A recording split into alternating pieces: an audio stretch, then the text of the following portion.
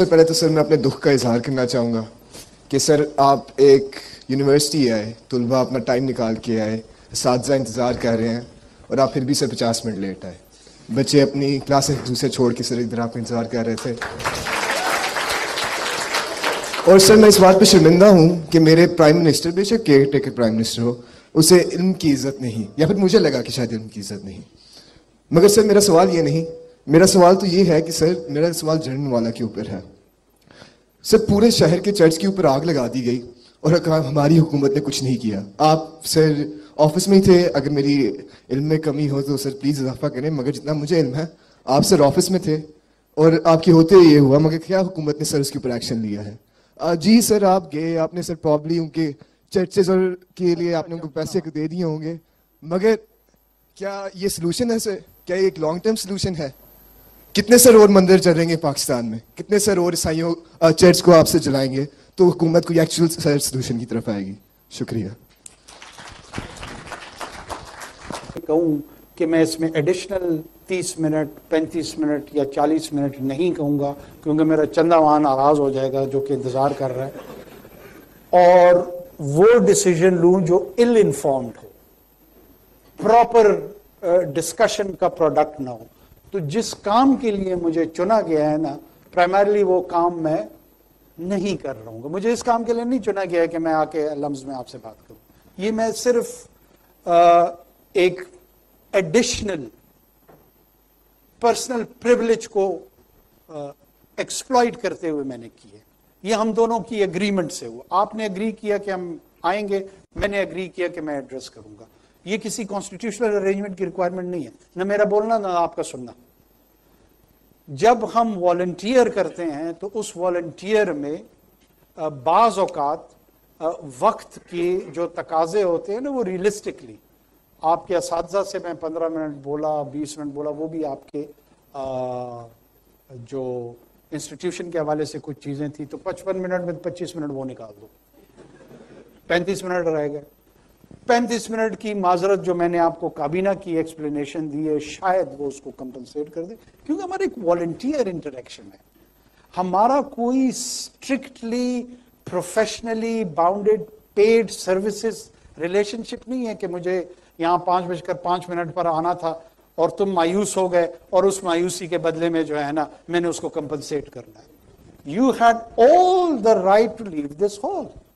آپ کو کسی نے اس پہ پابند نہیں کرنا تھا, کسی نے برا نہیں کہنا تھا, کیونکہ ایک والنٹیئر پریزنس تھی آپ کی.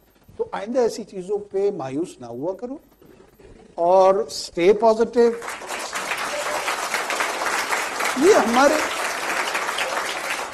دیکھو, میں میرے چھوٹے بھائیوں کی طرح ہوں. یہ اس ایج میں نا انسان کو غصہ بڑا آتا ہے. وہ اینگر مینجمنٹ جو ہے نا, دیٹ از دی موسٹ. میں اپنے بیٹے کو کہتا ہوں جب بھی کوئی ایسی حرکت کرتا ہے نا, میں اس کو کہتا ہوں anger management.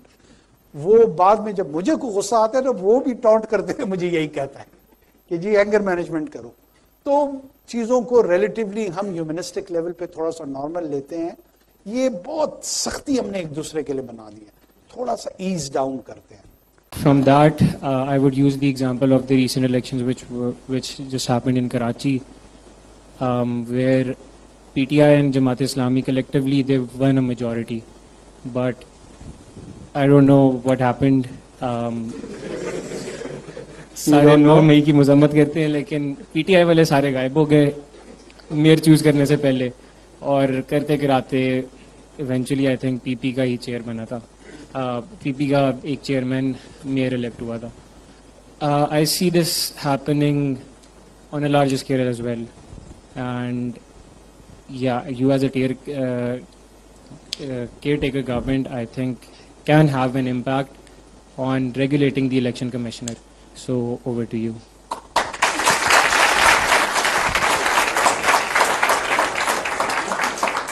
Once we are done with the clapping part, I'll start. Look, let's have an honest conversation rather than a clever one. Okay? And I want all of you to think in an honest manner. Pakistan is a transitional democracy. What is a transitional democracy? It's a subject which is taught in many universities around the world. We are not a settled democracy. There was a democracy in the Europe. It has taken its own shape, where it morphed from dictatorship to civilian supremacy, and it took them few centuries. It was not that easy journey. We want to have it a bit easy way, just having few conversation here in the halls and get all those subtle questions which is related to political power, economic power, and social power. There are two instances in history. One is called French Revolution and the other is called Glorious Revolution, which was in the case of James I, who fled, and the power was transformed from the monarchy to the parliament in English case. This was called Glorious Revolution because it was bloodless. And the other one, I'm sure you are aware of the guillotines and the rest of the experiments related to that. And it was a bit gory and ugly. When you want to have a transitional democracy morphed into a settled democracy, there has to be a process. First of all, we are a transitional democracy, we are not a settled democracy. All the PTI or the pro-PTI people are talking about the democratic reforms, electoral reforms, post ouster of PTI's government. Prior to that, you do not see that narrative coming from their cadre and their leadership. As you refer to a situation where the outcome was for the favor of a PPP candidate, do you remember what happened with the Chairman Senate? Who did it?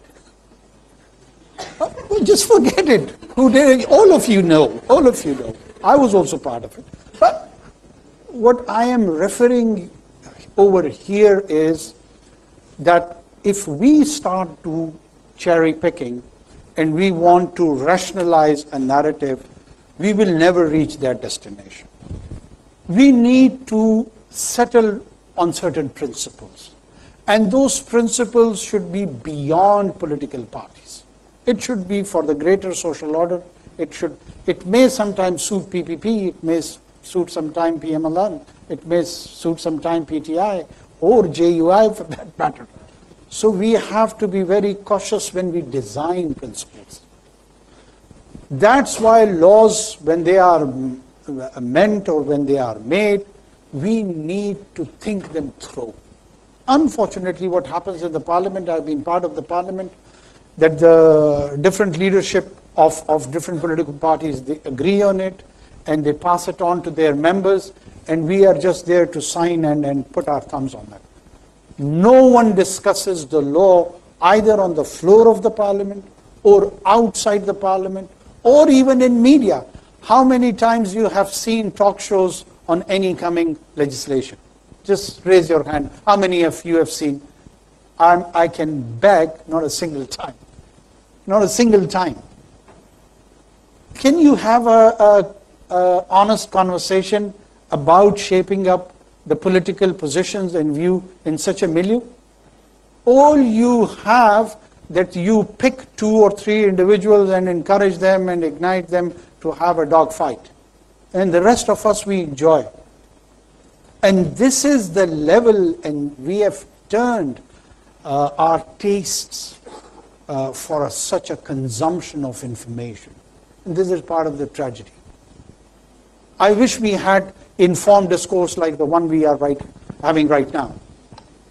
What's the problem with that 24-inch screen? Why can't it provide such informed discourse? Why? All they have to do, they have to bring a guy from PTI, a guy from PMLN, and a guy from PPP, and encourage them to have a dog fight, and we will be just cooking during that time or having coffee and enjoying, and then next morning suddenly WhatsApp to each other, usne uski pitai ki, usne usko mara, usne usko gali. This has become part of political and social culture. Don't give me an opportunity to refer to the conversation on X, previously Twitter. Have you seen the kind of hate, the kind of abuse when I go through those remarks, I feel so low that I am part of this nation. نہ میری ماں چھوڑتے ہیں, نہ میری بہن کو چھوڑتے ہیں, نہ میری بیوی کو چھوڑتے ہیں. And it's not just with me. I understand it's part of that package of the public life. Tomorrow you will be here in this position. And you have to go through this. She will be the one who would come to this position. She has to go through this. Think about it. We are all human beings.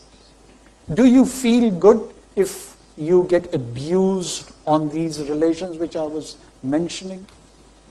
For holding a political opinion, which may be even wrong. I might be having a wrong political opinion. What's problem with my dead sister who gets abused? What is the fault of my dead mother who gets abused? Why my wife? She's a housewife. Why does she has to be abused? And all of us, we know we have encouraged this culture.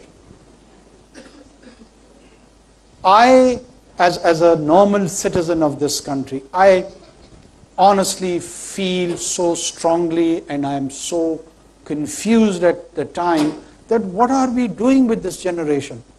Because anyone on Twitter definitely is computerly literate. He's not an illiterate person. He's not part of the problem. Me and you, we are part of it.